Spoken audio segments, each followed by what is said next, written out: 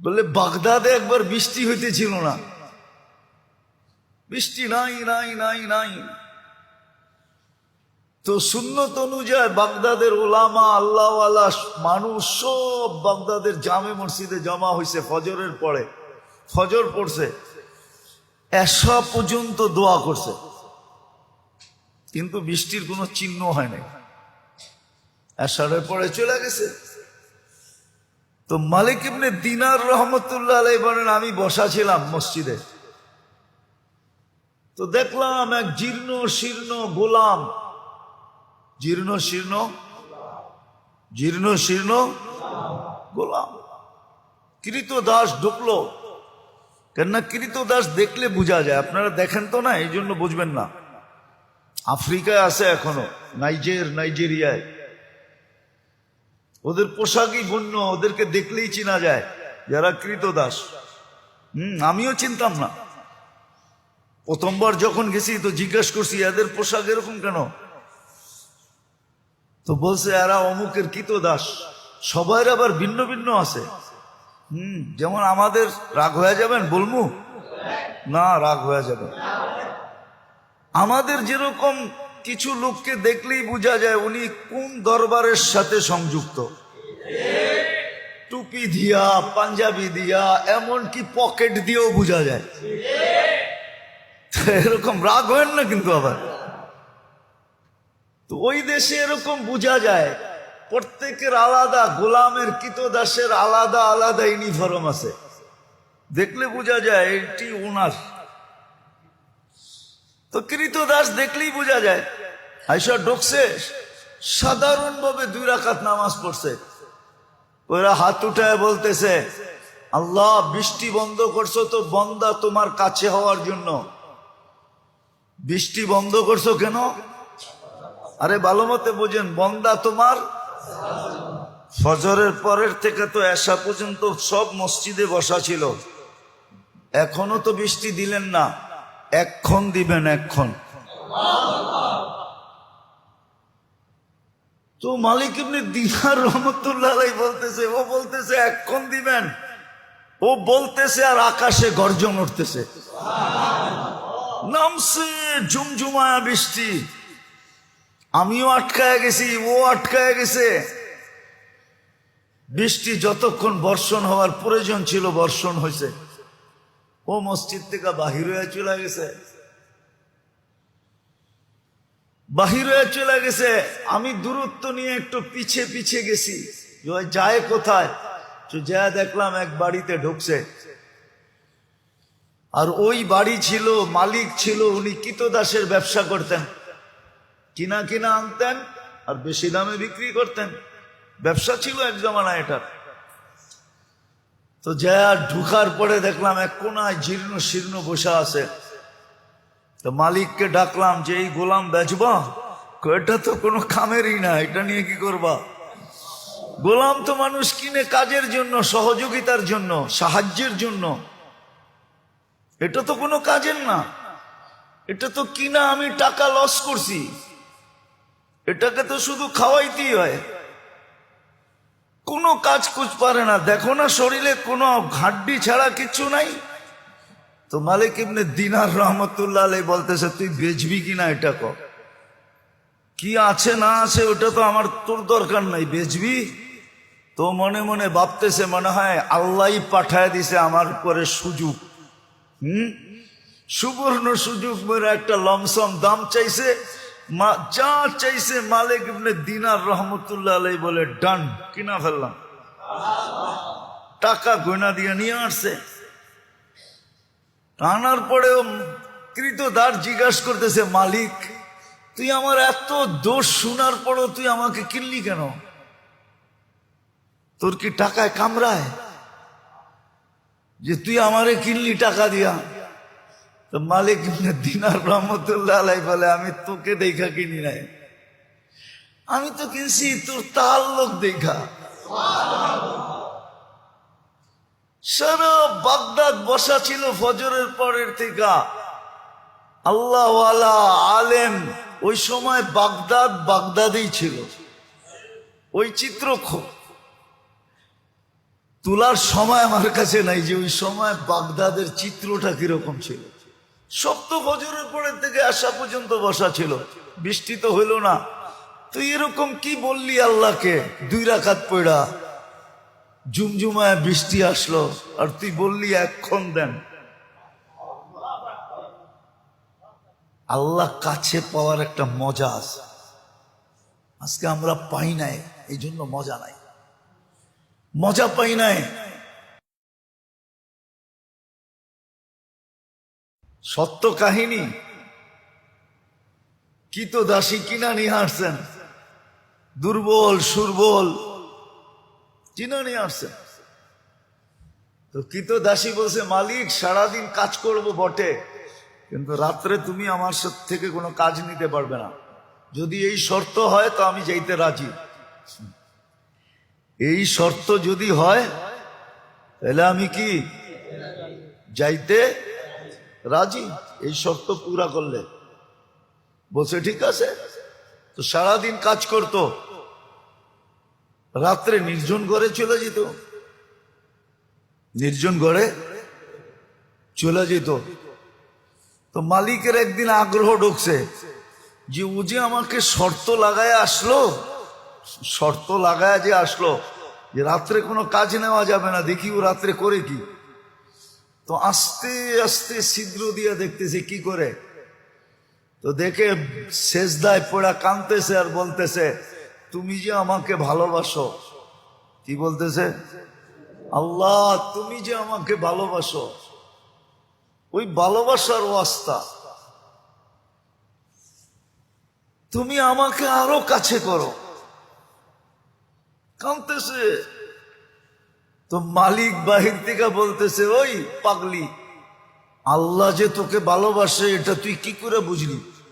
তুই বারবার বলতেছ তুমি যে আমাকে ভালোবাসো, তুমি যে আমাকে ভালোবাসো। তুই এটা বল যে আমি তোমাকে ভালোবাসি। তো কৃতদাসী সেজদার থেকে মাথা উঠাইছেন, মাথা উঠাইছেন, উঠায় বলতেছে, শুন, আল্লাহ যদি আমাকে ভালো না বাসতো তাইলে এই গভীর রাত্রে ওনার কদমে আমাকে রাখতো না, আর তোরে ল্যাপের ভিতরে ঘুম পড়তে দিত না। তুই ল্যাপের ভিতরে ঘুমাইতেছস, তোকে ভালোবাসে না দেখি তুই ল্যাপে আসস। আমাকে ভালোবাসে দিকে বিদায়ী কুদরতি পায়ে জাগা দিছে, বইলে একটা চিৎকার দিছে, জান শেষ। মালিক বলে, বইলা তো নিজের ক্ষতি করলাম, কেননা টাকা দিয়ে কিনা আনছে, ক্ষতি হয়ে গেছে না, লস। কিন্তু করবে কি, দাফন কাফন তো করতে হবে। বাজারে গেছে কাফন আনার জন্য, আয়সা দেখে সবুজ কাফনে পেঁচানো, উপরে লেখা আছে, ইন্না আউলিয়া আল্লাহি লা খাউফুন আলাইহিম ওয়ালা হুম ইয়াহজানুন। এই কোরআনের আয়াত উপরে লেখা, ইন্না আউলিয়া আল্লাহি লা খাউফুন আলাইহিম ওয়ালা হুম ইয়াহজানুন। সত্য এটাই, সত্য এটাই। আমরা মনে প্রাণে চাই না যে আল্লাহর কাছে হই বা আল্লাহ আমাদের কাছে হোক। আরেকটা মনে উঠলো, এই জন্য বলতেছি, রব আল্লাহ। এই জন্যই তো আল্লাহ বলছিলেন যে আমি এমন রব, কাসসামার রিজক ফালা ইয়ানসা মিন খালকিহি আহাদ। সবারটা সময় মতো পৌঁছাই, কাউকে পৌঁছাইতে ভুলি না। হ্যাঁ হ্যাঁ, আমাদেরটা আগে পিছে হইতে পারে আমাদের কর্মের কারণে, কিন্তু মানুষ আর জিন ছাড়া কোনো প্রাণীর প্রয়োজন সময়ের 1 সেকেন্ড দেরি হয় না। হ্যাঁ, মনে উঠলো, এই জন্য বলতেছি, জানি না আপনাদের মনে আছে কিনা। মুসা আলাইহিস সালামের জমানায় অনাবৃষ্টি হইতেছিল, বৃষ্টি হয় না হয় না হয় না হয় না, জমিন শুকায়া কাঠ হয়ে গেছে। তো মুসা আলাইহিস সালাম বনি ইসরাইলদেরকে বলতেছিল, চলো আল্লাহর কাছে বৃষ্টির জন্য দোয়া করি। যেই খরা চলতেছে, কিছুদিন পরে কিচ্ছু থাকবে না। দেখেন না মাঝে মাঝে উন্নত দুনিয়া, দেখেন না আমেরিকা, কানাডা, ইংল্যান্ড, ফিনল্যান্ড, ইউরোপে মাঝে মাঝে দেখেন না বুশ ফায়ার হয়। বুশ ফায়ার বোঝেন? আগুন লেগে যায়, দেখেন না জঙ্গলে। হ্যাঁ, অস্ট্রেলিয়াতে হয়, এবার তো আমেরিকা হয়েছে জীবনের সেরা। তো এটা হলো খরার কারণে, শুকাইতে শুকাইতে শুকাইতে শুকাইতে এক সময় গরমের কারণে আগুন ধরা যায়। তো মুসা আলাইহিস সালাম চলছে বৃষ্টির জন্য, দোয়া করবে বনি ইসরাইলকে নিয়ে।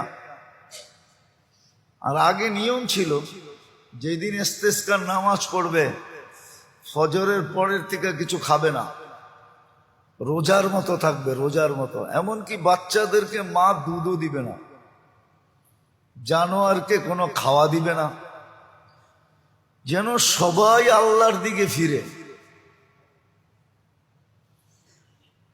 তো আধা রাস্তায় জয়া বলতেছে, চলো দোয়া করতে হবে না, বৃষ্টি চলে আসবে। তো বনি ইসরাইল একটু গারতেরা জাতি ছিল। গারতেরা বুঝেন? আবার বরিশালের মানুষ থাকলে চেতা যাইব, ঠিক না? মুই কি কম বুঝি? মোরে কম বুঝাইতে হইবে? মুই কি কম বুঝি? বনি ইসরাইল এরকমই ছিল। বলতেছে, মুসা দোয়াই তো করলাম না, আলাইহিস সালাম দোয়াই তো করলাম না, বৃষ্টি কোত্থেকে আসবে? তাইলে কষ্ট করে আনাইলাই কেন?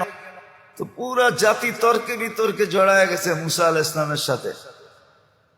তো মুসা আলাইহিস সালামের বলার ইচ্ছা ছিল না। তো বলছে, শোনো, তোমাদের দোয়ার আগে পিপিলিকার দোয়া কবুল হয়ে গেছে। পিপিলিকা আল্লাহর কাছে দোয়া করছে, লিমা তুআদ্দিবুনা বিদুনুবি ইবাদিক, ইলাহি তোমার বন্দার গুনার কারণে আমাদেরকে শাস্তি দাও কোন দুঃখে? গুনাহ তো তোমার বন্দা করছে। মানুষ গুনাহ করে, প্রাণী তো গুনাহ করে না। মানুষের গুনার কারণে আমাদেরকে শাস্তি, এটার যুক্তি কি? কোন যুক্তিতে? তো বলছে, এই যে খরা, খাদ্যগুলা সব শুকায়া কাঠ হয়ে গেছে, আমাদের দাঁতগুলা নরম, চাবাইলে দাঁত ভাঙ্গা যায়। খাদ্য খাবো তো দূরের কথা, উল্টা দাঁত হারায়া ফিরে আসতে হয়। আর বৃষ্টি হলে খাদ্যের ভিতরে পানি ঢোকে, ওগুলা সফট হয়, নরম। পাওয়া রুটি তো এই জন্যই পাওয়া রুটি কয়, ঠিক না? টোস্টরে তো এই জন্যই টোস্ট কয়, ঠিক না? টোস্ট খাইলে মনে হয় যে কাঁকড়া ভাজা চাবাইতেছে, ঠিক না? কটকট খটখট শব্দ হইতেছে, ঠিক না?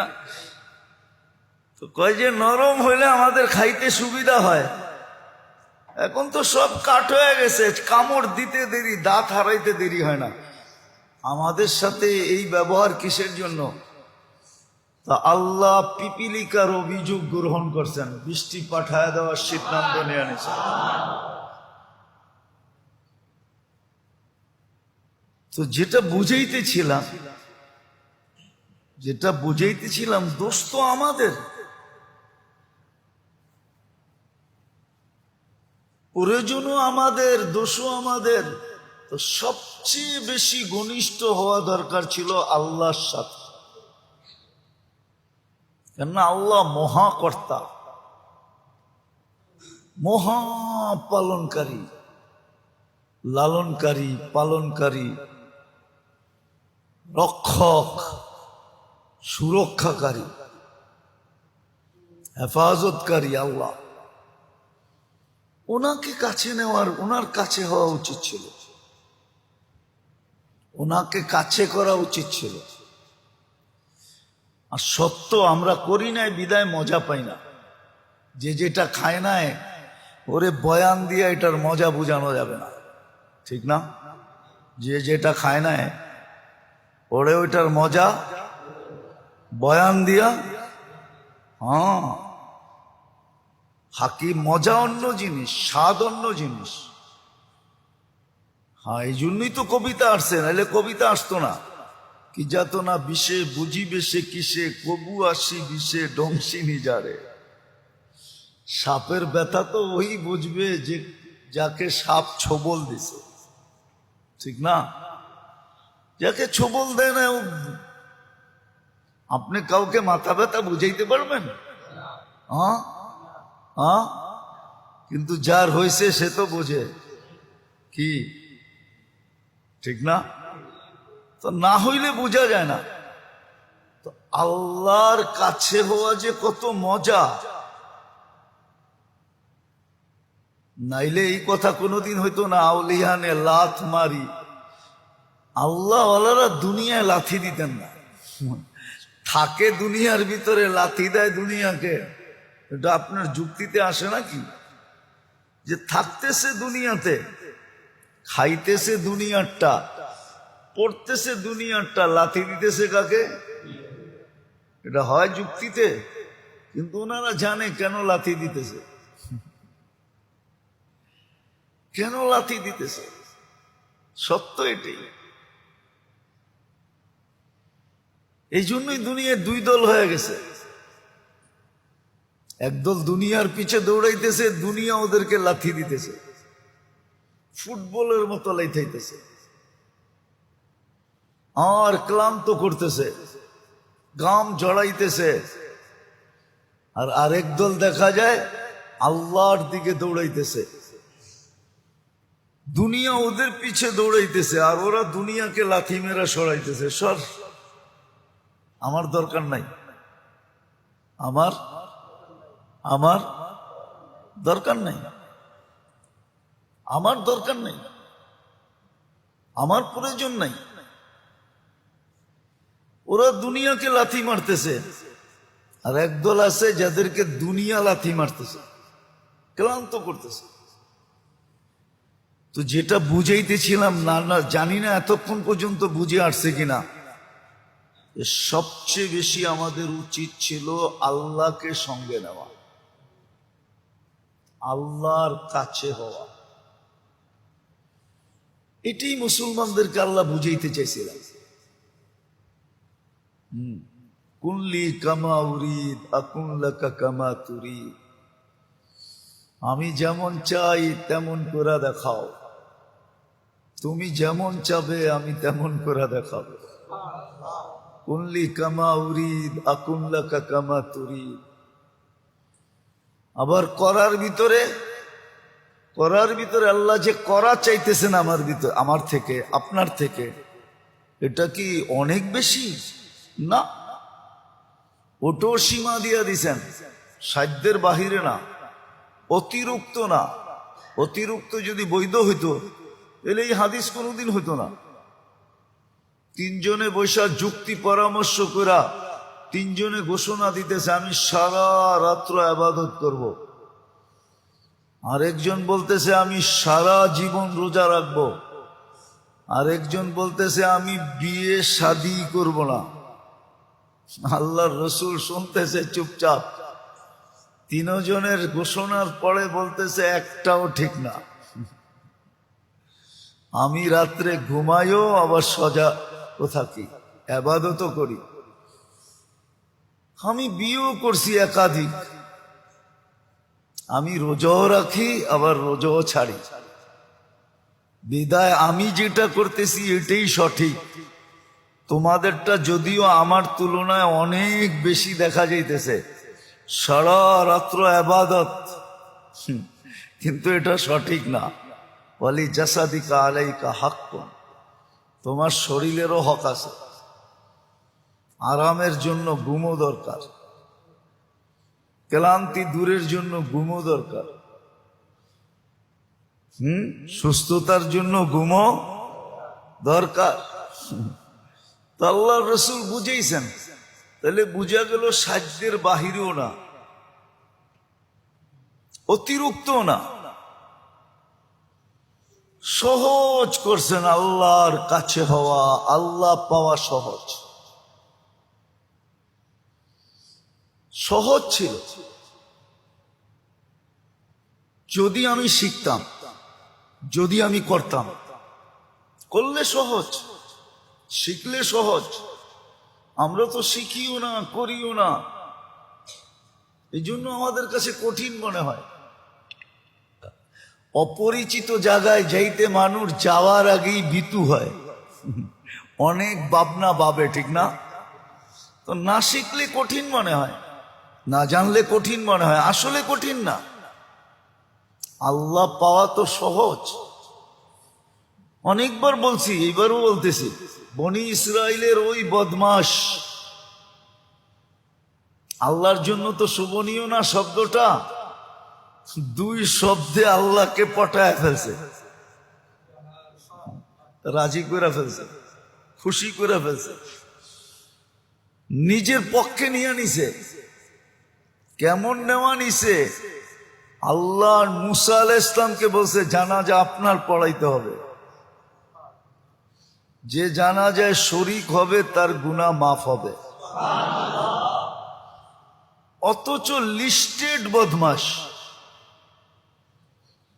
হ্যাঁ, বদমাশির দিক দিয়া পুরা বনি ইসরাইলের 1 নম্বর সেলিব্রিটি। বদমাশির দিক দিয়া সবাই চিন্ত বদমাস, কিন্তু শেষ মুহূর্তে আইসা এমন এক শব্দ বলছে, ইয়া মান লা তাদুররুহু যুনুব ওয়া লা তানফা। ও আল্লাহ, গুনায় তোর কোনো ক্ষতি সাধিত হয় না, আর লাভও হয় না, না লস না লাভ। ওয়ালা তানকুসুহুল মাগফিরা, মাফ করে দিলে তোর ভান্ডারে কমেও না। ফাআমুতু ফরিদান ওয়াহিদা, দেখ আমি লোকালয়ের বাহিরে একা একা পড়া মরতেছি। ওয়া আনতা কুলতা আনতাল গফুরুর রহিম, আর আপনি নাকি গফুরুর রহিম।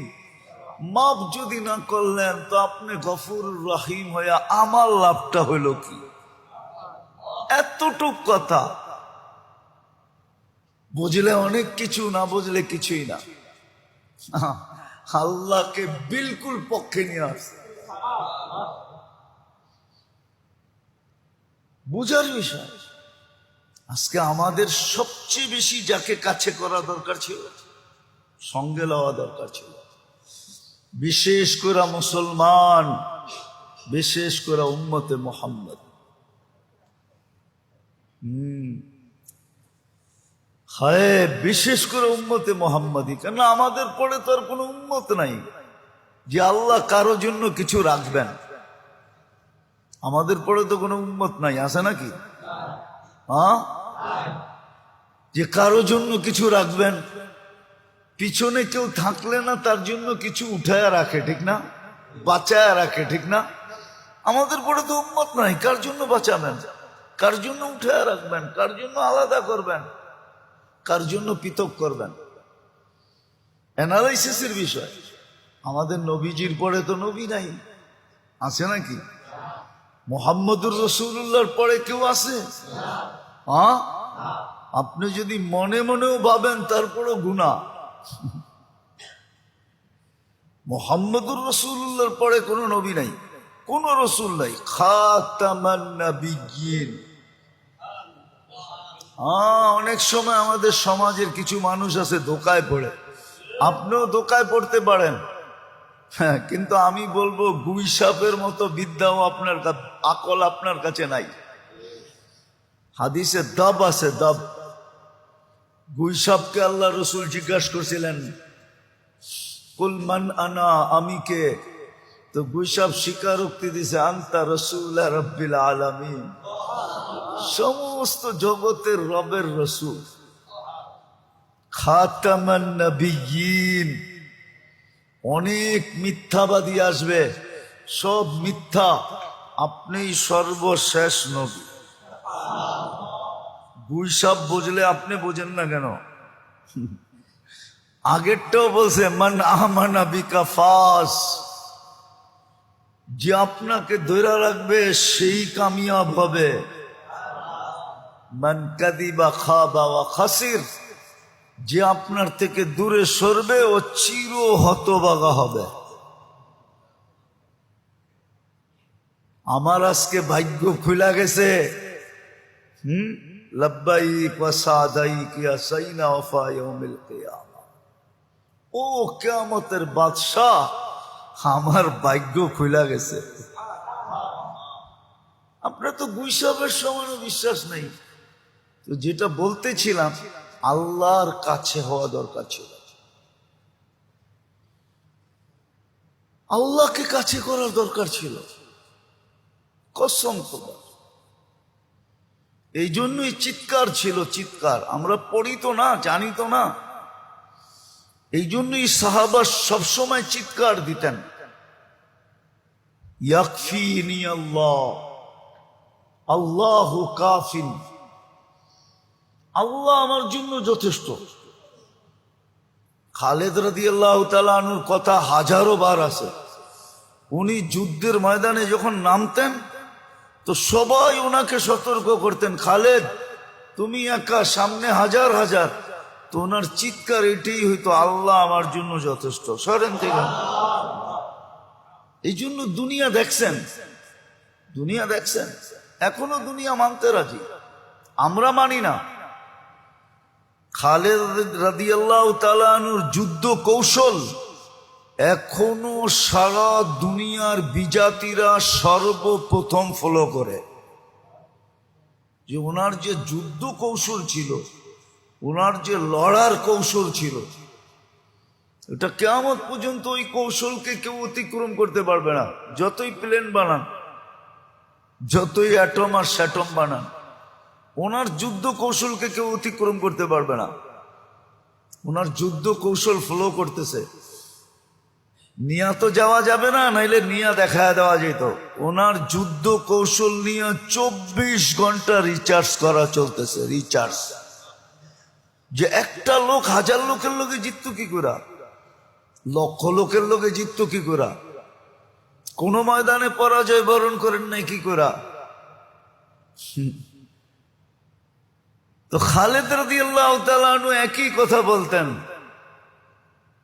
আল্লাহু ইয়াকফিনি, আল্লাহই আমার জন্য যথেষ্ট। মাইয়া রব্বি, আমার সাথে রব আছে। সবচেয়ে সুপার পাওয়ার আমার লোকে। এই জন্য ওনার লড়তে কোনো দ্বিধা হইতো না। 60,000 হোক আর 60 লাখ হোক, একদিক দিয়ে ঢুকতেন কচু কাটা করে, আরেক দিক দিয়ে বেরিয়ে যেতেন।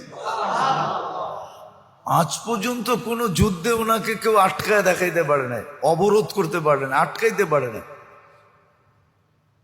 বন্দি করতে পারে না। দেওয়াল পর্যন্ত ছেদ করে বেরিয়ে যেতেন। কারণ ওই যে ভিতরে ছিল, সাথে ছিল আল্লাহ। মুসলমানদেরও এটা হওয়া উচিত ছিল, কিন্তু না পারার কারণগুলা বলতেছিলাম গত জুমার আগের জুমায়। না পারার কারণগুলা কি কারণে পারতেছি না আমরা। প্রথম তো শয়তান আমাদেরকে ইচ্ছাই করতে দেয় না, ইচ্ছাই করতে দেয় না। কারো মনের ভিতরে আগ্রহ আছে কিনা আমি জানি না, আপনাদের আছে কিনা জানি না, মনে প্রাণে যে আমি আল্লাহকে পাইতে চাই, আল্লাহকে কাছে করতে চাই, আছে না? শুধু মুখ দিয়া বলতেছি, মনে প্রাণে না। যুবকদের নাই, মনে প্রাণে নাই যে আমি আল্লাহ পাইতে চাই, আল্লাহকে কাছে করতে চাই। তারপরে দেখো না মজা কেমন আসে। বললাম না একটু আগে, আল্লাহ যারা পাইছে ওদের মজার শেষ নাই। ওই মজা আপনাকে বয়ান দিয়া বোঝানো যাবে না, ওটা আলাদা একটা মজা। আলাদা একটা মজা। সত্য কাহিনী। কি তো দাসী কিনা নিয়ে আসছেন, দুর্বল সুরবল কিনা নিয়ে আসছেন। তো কি তো দাসী বলছে, মালিক সারাদিন কাজ করব বটে, কিন্তু রাত্রে তুমি আমার থেকে কোনো কাজ নিতে পারবে না। যদি এই শর্ত হয় তো আমি যাইতে রাজি। এই শর্ত যদি হয় তাহলে আমি কি যাইতে রাজি, এই শর্ত পুরা করলে। বলছে ঠিক আছে।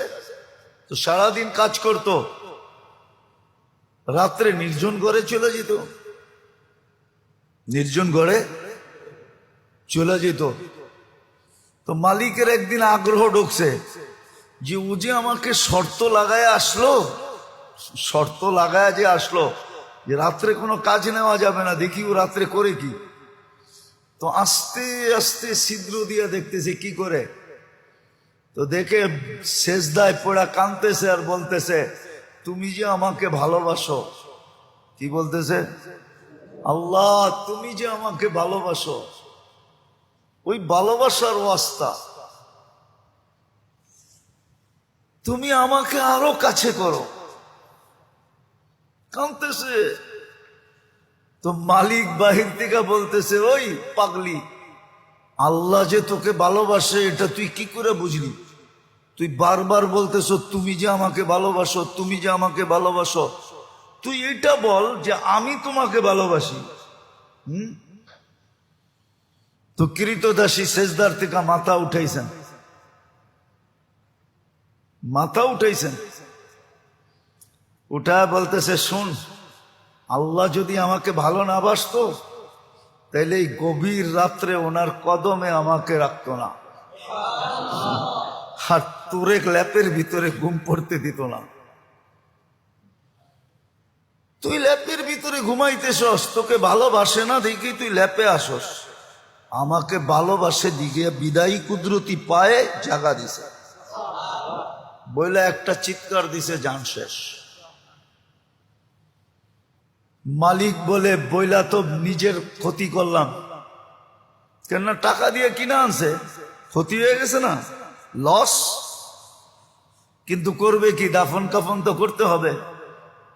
বাজারে গেছে কাফন আনার জন্য, আয়সা দেখে সবুজ কাফনে পেঁচানো, উপরে লেখা আছে, ইন্না আউলিয়া আল্লাহি লা খাউফুন আলাইহিম ওয়ালা হুম ইয়াহজানুন। এই কোরআনের আয়াত উপরে লেখা, ইন্না আউলিয়া আল্লাহি লা খাউফুন আলাইহিম ওয়ালা হুম ইয়াহজানুন। সত্য এটাই, সত্য এটাই। আমরা মনে প্রাণে চাই না যে আল্লাহর কাছে হই বা আল্লাহ আমাদের কাছে হোক। আরেকটা মনে উঠলো, এই জন্য বলতেছি, বলে বাগদাদে একবার বৃষ্টি হইতেছিল না, বৃষ্টি নাই নাই নাই নাই। তো সুন্নত অনুযায়ী বাগদাদের ওলামা আল্লাহওয়ালা মানুষ সব বাগদাদের জামে মসজিদে জমা হয়েছে ফজরের পরে। ফজর পড়ছে, এশা পর্যন্ত দোয়া করছে, কিন্তু বৃষ্টির কোনো চিহ্ন হয় নাই। এশারের পরে চলে গেছে। তো মালিক ইবনে দিনার রহমতুল্লাহ আলাইহি বলেন, আমি বসা ছিলাম মসজিদে, তো দেখলাম এক জীর্ণ শীর্ণ গোলাম, জীর্ণ শীর্ণ গোলাম, কৃতদাস ঢুকলো। কেননা কৃতদাস দেখলে বোঝা যায়, আপনারা দেখেন তো না, এই জন্য বুঝবেন না। আফ্রিকায় আছে এখনো, নাইজেরিয়ায়,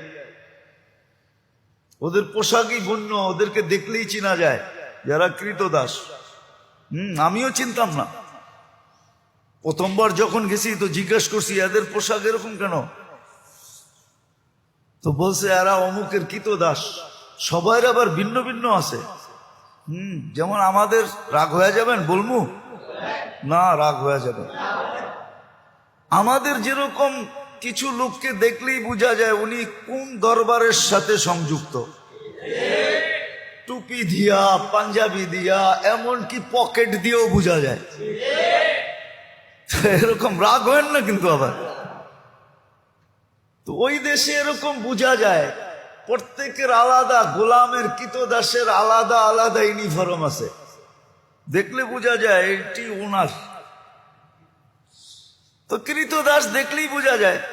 আয়সা ঢুকছে, সাধারণভাবে 2 রাকাত নামাজ পড়ছে, ওরা হাত উঠায় বলতেছে, আল্লাহ বৃষ্টি বন্ধ করছো তো বন্দা তোমার কাছে হওয়ার জন্য। বৃষ্টি বন্ধ করছো কেন? আরে ভালো মতে বোঝেন, বন্দা তোমার। ফজরের পরের থেকে তো এশা পর্যন্ত সব মসজিদে বসা ছিল, এখনো তো বৃষ্টি দিলেন না, এক্ষণ দিবেন, এক্ষণ। তো মালিক ইবনে দিনার রহমতুল্লাহ আলাইহি বলতেছে, ও বলতেছে এক্ষণ দিবেন, ও বলতেছে আর আকাশে গর্জন উঠতেছে, নামছে ঝুমঝুমায়া বৃষ্টি। আমিও আটকায় গেছি, ও আটকায় গেছে। বৃষ্টি যতক্ষণ বর্ষণ হওয়ার প্রয়োজন ছিল বর্ষণ হয়েছে। ও মসজিদ থেকে বাহির হয়ে চলে গেছে, বাহির হয়ে চলে গেছে। আমি দূরত্ব নিয়ে একটু পিছে পিছে গেছি, যায় কোথায়, যা দেখলাম এক বাড়িতে ঢুকছে। আর ওই বাড়ি ছিল, মালিক ছিল, উনি কীতদাসের ব্যবসা করতেন, কিনা কিনা আনতেন আর বেশি দামে বিক্রি করতেন, ব্যবসা ছিল এক জমানা এটা। তো যা ঢুকার পরে দেখলাম এক কোনায় জীর্ণ শীর্ণ বসা আছে।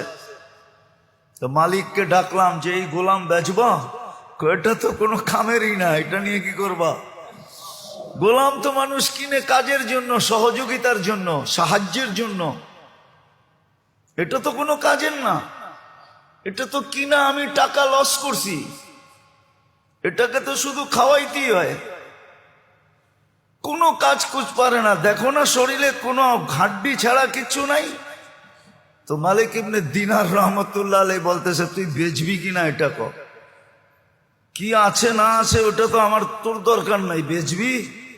তো মনে মনে ভাবতেছে, মনে হয় আল্লাহই পাঠায় দিছে আমার উপরে সুযোগ, সুবর্ণ সুযোগ। মেরে একটা লমসম দাম চাইছে, যা চাইছে মালিক ইবনে দিনার রহমতুল্লাহ আলাইহি বলে ডান, কিনা ফেললাম।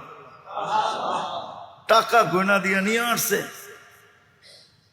আনার পরেও কৃতদার জিজ্ঞাসা করতেছে, মালিক তুই আমার এত দোষ শোনার পরও তুই আমাকে কিনলি কেন?